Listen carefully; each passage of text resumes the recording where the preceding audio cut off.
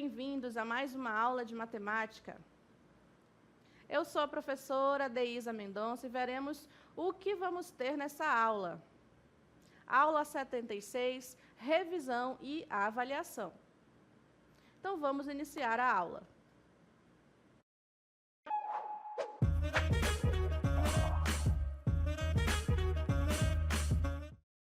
Muito bem, então vamos iniciar a nossa revisão vendo aí aumento sucessivo com taxas diferentes. A gente vai ver um problema envolvendo esse conteúdo, né, para fazer essa revisão. Então, vamos lá. Aumento sucessivo com taxas diferentes, temos aqui um problema que diz o seguinte: uma mercadoria sofreu 2 reajustes sucessivos em seu valor devido à variação do preço do combustível e ao aumento do frete. Sabendo que o valor desse produto antes dos reajustes era R$ 28,00, que o reajuste devido ao aumento do combustível foi de 5% e que o reajuste devido ao aumento do frete foi de 10%, quanto passou a ser o valor desse produto? Muito bem, então temos uma situação aqui de aumento. Logo, a gente vai ter que fazer uma soma, né? Vamos somar o quê? O valor inicial, que era de R$ 28,00, com os aumentos. O primeiro aumento, né, que é o reajuste, foi de 5% e o segundo foi de 10%. Então, agora, a gente pode resolver esse problema de várias situações, né? Mas uma maneira bem simples de resolver é a gente adicionar esses valores multiplicando o valor inicial de R$ 28,00. Como assim?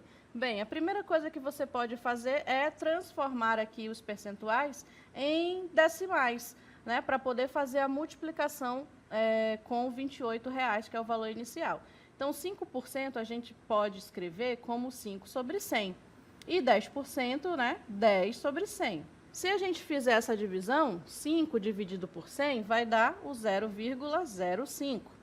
E se a gente fizer a divisão de 10 por 100, vai dar 0,1, né? Ou 0,10. E aí, o que vai acontecer? Esses valores aqui são os percentuais, né, escritos em forma de decimal. E aí, lembram que eu falei que, como se trata de aumento, vai ser uma soma? Então, esses valores aí em decimais, a gente vai precisar somar com 1. Né? Por que 1? Para poder considerar o valor de R$ 28,00 na conta. Como vai ficar essa conta, então?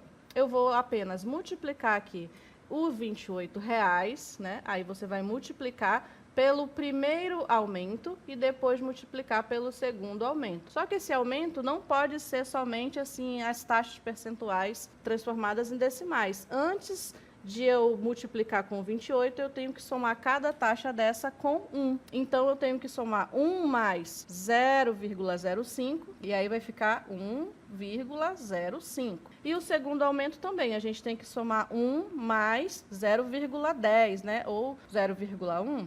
E aí vai ficar 1,1. Então, vejam, quando eu fizer essa soma, aí eu já posso fazer essa multiplicação. Então, vai ficar, na verdade, 28 vezes 1,05 vezes 1,1. Desse resultado, a gente vai ter o valor de R$ 32,34. Então, vejam só. Pegamos o valor inicial 28 e multiplicamos pelos aumentos. Os aumentos, eles estão na forma decimal, mas além de estar na forma decimal, a gente tem que lembrar de somar 1, né? Não pode deixar de somar esse 1 aqui nas taxas percentuais escritas em forma decimal, né? Então, a fórmula vai ser exatamente essa: o valor inicial vezes 1 mais o primeiro aumento, né? Eu vou colocar aqui esse primeiro aumento percentual, mas sabe que é na forma decimal, vezes 1 mais o segundo aumento, né? Então, lembrem sempre de incluir aqui esse 1 na taxa percentual, né, para poder chegar no resultado correto. Então, aqui temos o resultado de R$ 32,34, vai ser o valor que esse produto vai passar a custar depois dos 2 reajustes. Então, com esse problema, a gente revê aí esse aumento sucessivo com taxas diferentes, e agora a gente vai seguir e vai rever aí o conteúdo de aumento sucessivo com taxas iguais. Então, temos aqui o problema. Fernando colocou a casa dele à venda pelo valor de R$250 mil. Sabendo que a casa valoriza 6% ao ano, calcule o valor dessa casa após 5 anos. Então, olha só, agora a gente tem 250 mil, que é o valor inicial, e essa casa vai valorizar 6%. O que é 6%? É 6 sobre 100. Né? E 6 sobre 100 vai ser exatamente o quê? Se a gente fizer essa divisão, 0,06. Então, a gente já tem 6% em forma de decimal. Mas, como eu falei para vocês, a gente tem que somar esse reajuste com o número 1. Então, somando aqui esse reajuste com o número 1, o resultado vai ser 1,06. Então, esse valor aqui é que a gente vai considerar como aumento, certo? Então, o que a gente precisa fazer? Pegar o valor inicial de 250 mil e multiplicar, né? Vamos ter que multiplicar pelos aumentos. Então, aqui a gente tem quantas vezes esse aumento? Ele quer saber 5 anos. Então, a gente precisa fazer o cálculo para 5 anos. Então, aqui já tem 3, né? Vamos colocar aqui, ó, o 4º ano e o 5º ano, só para você verificar. Em cada um desses espaços, eu vou colocar a mesma taxa. 1,06, 1,06, 1,06. E aqui de novo, e por último aqui de novo, 1,06. Então, vejam que 1,06 está se repetindo 5 vezes, porque ele quer saber para 5 anos. E por esse número se repetir 5 vezes, eu posso, ao invés de escrever tudo isso aqui, eu posso diminuir essa conta, né? Eu posso fazer o seguinte, olha só. Eu posso escrever os 250 mil e multiplicar aqui esse valor, né, pela taxa 1,06 elevado à quantidade de vezes que ela está se repetindo, que é 5 vezes. Então, ao invés de eu escrever toda essa conta aqui, olha só, eu escrevi só isso aqui, 1,06 elevado a 5, que é a mesma coisa. Né? Porque o que é 1,06 elevado a 5? É exatamente 1,06 vezes 1,06 vezes 1,06 durante 5 vezes aí. Então, ao invés de escrever toda essa multiplicação, né, eu posso colocar essa multiplicação dessa forma aqui, que é a forma de uma potência, né? Então, é exatamente isso que diz aqui, né? Que diz aqui nessa fórmula que eu já risquei, né? Exatamente isso que diz dessa forma. Ó. O valor final aí do produto, né? Eu vou apagar para ficar para vocês verem melhor. O valor final do produto vai ser o valor inicial, que aqui é de 250 mil, olha só, valor inicial, 250 mil, vezes, olha só o 1. Lembram desse 1 aqui que eu somei? Ele está aqui na fórmula, para não esquecer de somar. 1 mais a taxa, que é de 0,06, né? Essa taxa aqui já está transformada em decimal, né? E tudo isso é elevado a esse t. Esse t é o tempo, que é de 5. Então, essa aqui é a fórmula, olha só. Valor inicial vezes 1 mais i elevado a t. Esse 1 mais i é 1 mais 0,06, que dá justamente 1,06 elevado a 5, como eu já tinha mostrado para vocês. Então, essa é a conta que a gente precisa resolver. E entre multiplicação e potenciação, a gente resolve primeiro a potenciação. Então, fazendo essa conta, 1,06 elevado a 5, a gente pode arredondar ou pode colocar a quantidade de números que dá aqui nessa conta, né? A gente tem o quê? 250 mil vezes... Essa conta aqui, se a gente fizer, ela vai dar 1,338.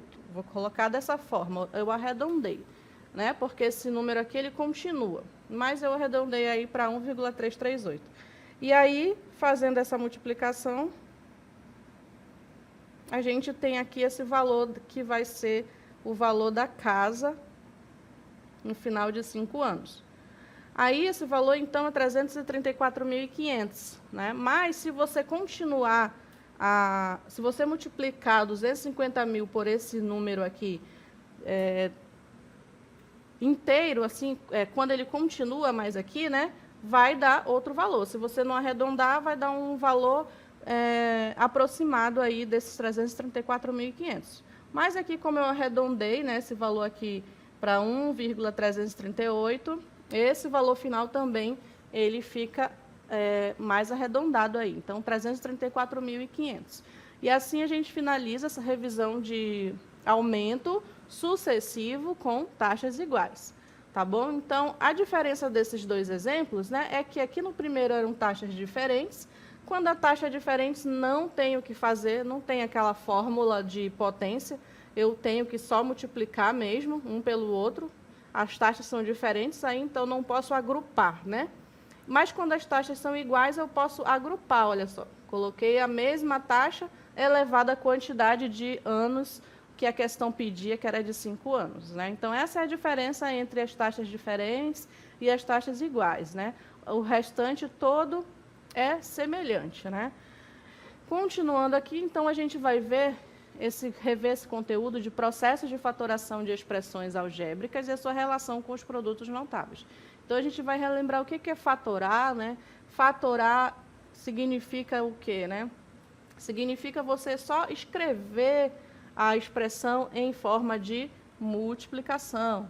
Então, quando a gente fala aí, fatore o número tal, você tem que pegar esse número e escrever ele numa forma de multiplicação, né? Por exemplo, se eu tenho aqui o número 20, aí o 20 é a mesma coisa que 5 vezes 4, né? Então, eu fatorei, eu peguei esse número 20 e escrevi ele aqui em forma de multiplicação.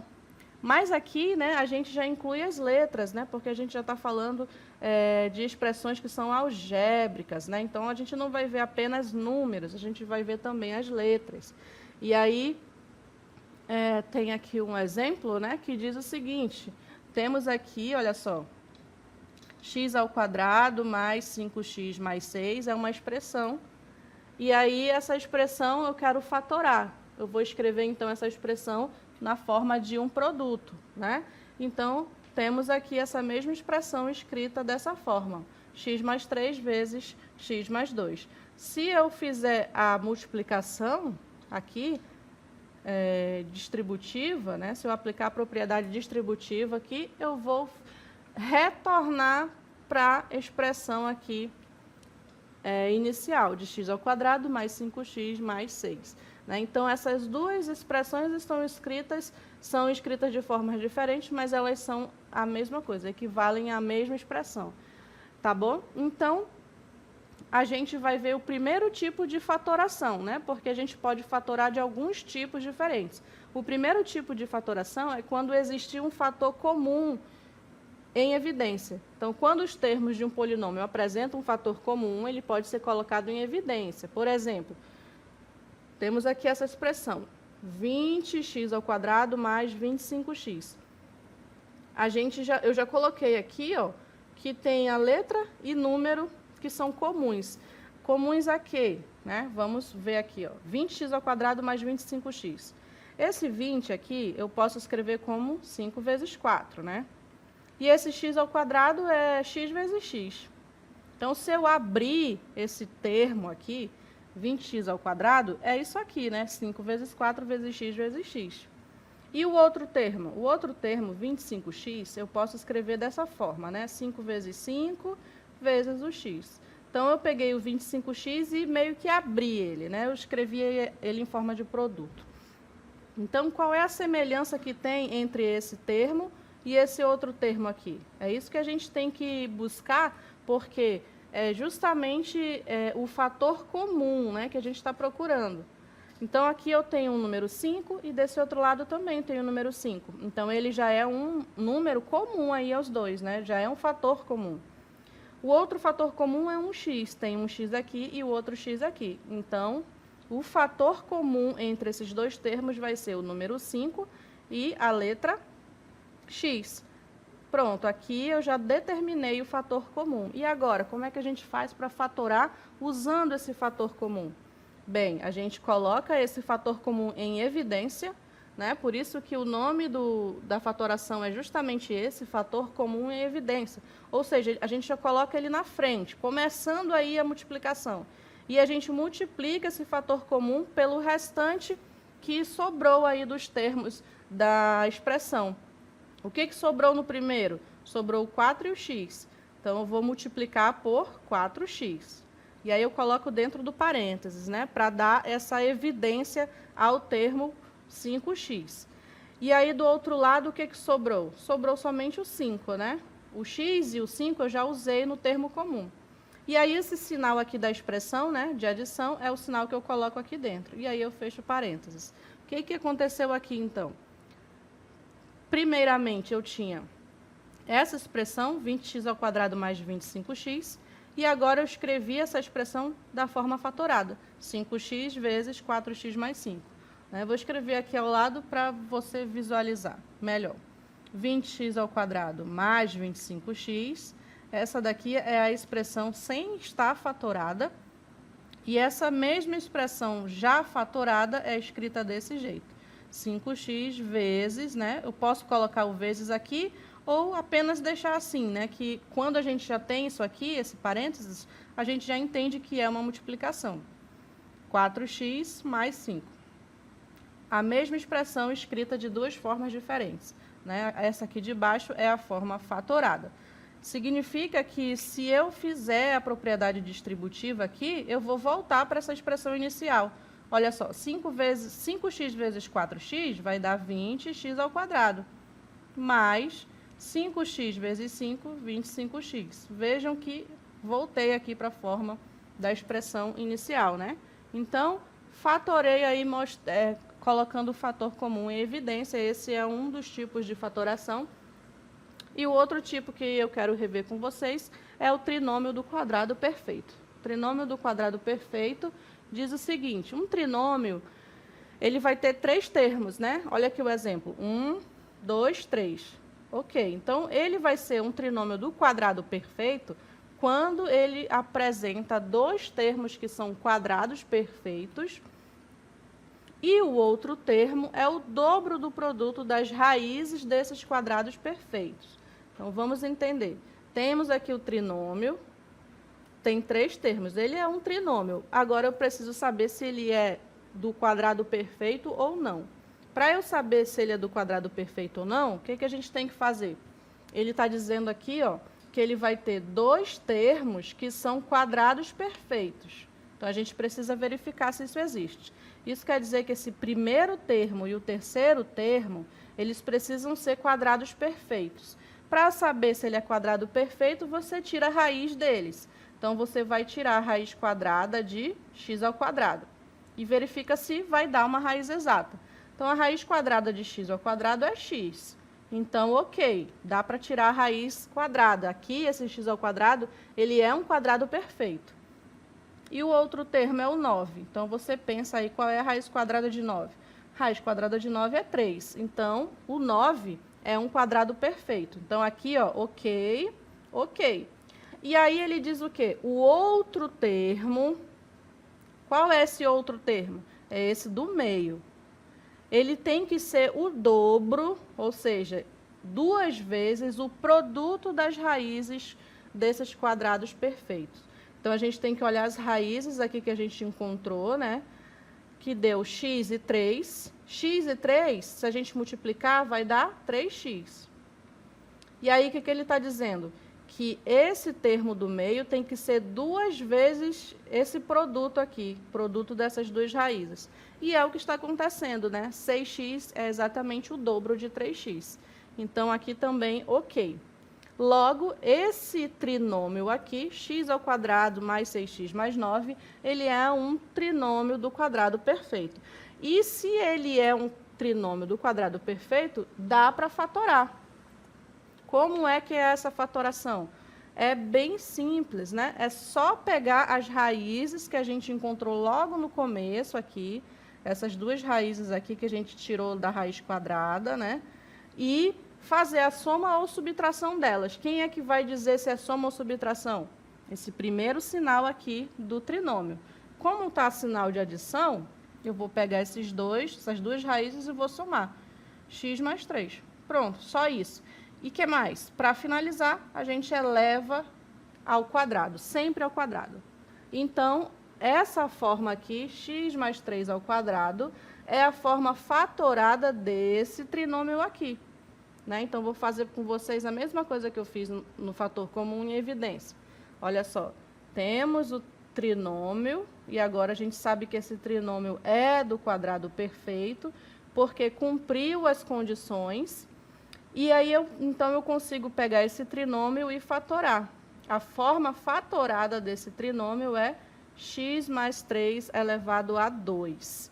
Então, nós temos o mesmo trinômio aqui, só que escritos de maneiras diferentes. Aqui abaixo ele já está da forma fatorada. Se eu fizer a conta aqui, x mais 3 ao quadrado, eu vou retornar para a expressão inicial. Né? Por quê? O que é x mais 3 ao quadrado? É x mais 3 vezes x mais 3, né? Não é uma potência? Aí, se a gente fizer essa multiplicação aqui, né? Essa distribuição, propriedade distributiva, a gente vai retornar para o trinômio original, aí, x ao quadrado mais 6x mais 9. Então, como é que a gente fatorou? Só pegamos as raízes aqui, né? E somamos. Somamos porque o sinal aqui do trinômio é mais. Se fosse menos, eu ia colocar esse sinal aqui de dentro, menos. Né? Então, a primeira coisa que a gente fez foi confirmar se esse trinômio era do quadrado perfeito. Como ele era do quadrado perfeito, então eu pude fatorar. Se não fosse, aí não dava para fatorar. Né? Então, essa é a forma de fatorar um trinômio do quadrado perfeito. Tá? Relembrando. Tira a raiz do primeiro termo, tira a raiz do segundo termo e você vai somar ou subtrair eles dois, né, o resultado deles dois, e elevar ao quadrado. Mas só pode fazer isso se for realmente um trinômio do quadrado perfeito, tá bom? Então, continuando, a gente vai usar agora as fatorações para resolver problemas de equações polinomiais de segundo grau. A primeira que eu vou mostrar aqui, né, essas equações desse tipo aqui, ax ao quadrado mais bx igual a zero. É uma equação do segundo grau aí, incompleta, né, porque não tem o termo c, que é o termo independente, e aí a gente vai ter sempre que ter aí o a diferente de zero e o b também, obviamente, e aí equações desse tipo, elas sempre vão ter uma raiz igual a zero, e a outra raiz a gente vai sempre ter que calcular. Então, a gente já sabe que tem uma raiz igual a zero. Né? Então, x ao quadrado menos 6x igual a zero, a gente já sabe que uma das raízes, né, vou colocar aqui x1, é igual a zero. Aí, a outra raiz, né, que eu vou chamar de x2, eu vou precisar calcular. Como é que eu vou calcular isso? Eu vou utilizar aqui, para resolver, o fator comum em evidência. Né? Olha só, o primeiro termo é esse, o segundo termo é esse. Qual é o termo que é comum aos dois? Qual é o fator que é comum aos dois? É a letra x, né? Então, coloco o x em evidência, multiplico eles pelo que sobrar em cada termo, né? Vou pegar x ao quadrado, vou dividir por x, o que vai restar? Só o x. Então, o x eu coloco dentro dos parênteses. O sinal é o de menos, então, coloco aqui menos e faço a segunda divisão. 6x dividido por x, vai sobrar só o 6, né? Então, só o 6 aqui dentro. Fecho parênteses e continuo igualando a zero. Então, vejam que eu escrevi a mesma equação, mas agora de forma fatorada. E agora, a gente tem aqui um produto de x vezes x menos 6. E em todo produto onde o resultado é zero, a gente tem certeza que um dos dois é zero. Então, ou x é igual a zero, ou o outro termo é x menos 6. Ou x menos 6 é igual a zero. Para poder dar zero aqui, né, num produto, um dos dois fatores vai ter que ser zero. Isso é uma regra, né? Então, x igual a zero, já saiu aqui a primeira. E aí a gente resolve essa segunda parte aqui, x menos 6 é igual a zero, então x igual a 6. Pronto, encontrei a outra raiz. Então, x1 foi zero, né? E a x2, que é a segunda raiz, já achei aqui que foi o número 6. Então, eu resolvi essa equação aqui, né, do segundo grau, né, utilizando o fator comum em evidência. E aí, o que a gente tem mais? Equações desse tipo, ax ao quadrado mais c igual a zero. Nesse caso, a gente tem o a e o c diferente de zero e ela vai ter duas soluções reais opostas quando o a e o c tiverem sinais diferentes. Né? A gente vai ver aqui exemplos disso. Olha só, x ao quadrado menos 16 é igual a zero. A gente tem aqui que o a é positivo e o C é negativo. Então, vão ter duas soluções reais e diferentes. Né? Como é que a gente vai resolver isso aqui? A gente vai retirar a raiz quadrada de x ao quadrado, que dá x, e a raiz quadrada de 16, que dá 4. Então, como é que a gente vai escrever essa fatoração? X mais 4, as duas raízes que a gente encontrou somando, e aí você vai multiplicar as mesmas raízes que a gente encontrou, mais subtraindo. E isso vai ser igual a zero. Então, da mesma forma, a gente vai ter ou x mais 4 igual a zero, ou x menos 4 igual a zero. Então, resolvendo x mais 4 igual a zero, a gente vai achar um x igual a menos 4. E se a gente resolver x menos 4 igual a zero, a gente vai achar um x que é igual a 4. Então, está aqui as duas raízes dessa equação. Vejam que realmente é o mesmo número, mas com sinais opostos. Né? Então, equações desse tipo sempre vão ter as mesmas raízes com sinais opostos. E só vai acontecer se o A e o C tiverem sinais diferentes. Se for sinais iguais, nem vai ter solução aí nos números reais, tá bom? Então, continuando, a gente vai ver volume do prisma, né? O volume de um prisma sempre vai ser a área da base vezes a altura. Então, se a área da base for um quadrado, a área da base é lado vezes lado. Se a área da base for um retângulo, a área da base é base vezes altura. Se a área da base for um triângulo, a área da base é base vezes altura sobre 2. Então, para a gente achar o volume do prisma, a gente sempre tem que ter atenção aqui, ó, na área da base, né? Então, temos aqui, se a área da base for um triângulo equilátero, aí essa é a fórmula, né, para encontrar a área da base do triângulo equilátero. E se a área da base for um hexágono regular, a gente calcula a área de uma parte das 6 partes, né? A gente tem um hexágono regular dessa forma. Significa que eu posso dividir esse hexágono em 6 triângulos equiláteros. Então, uma parte desse triângulo equilátero aqui, a área é essa fórmula, né? L ao quadrado, raiz quadrada de 3 sobre 4. Então, a área vai ser a multiplicação dessa fórmula por 6, para poder encontrar a área de todo esse hexágono aqui. E aí, depois, multiplicar pela altura.